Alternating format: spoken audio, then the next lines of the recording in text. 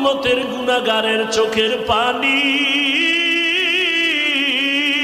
জাহান্নামের আওয়াজ আল্লাহকে বলবে, আল্লাহ বেনামাজি গুলো কই? ও আল্লাহ, গুনাহগার গুলো আমার পেটে দাও, আমার পেটে ক্ষুধা। আল্লাহ বলে, জাহান্নাম অপেক্ষা কর, আমি আল্লাহ বিচারটা শেষ করে নেই। জাহান্নাম ফিরতে চায় না।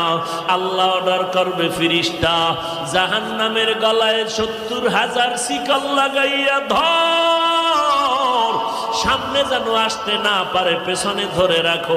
৭০,০০০ শিকল লাগাইয়া এক একটা শিকলের গোড়ায় ৭০,০০০ ফেরেশতা ধরে টানবে।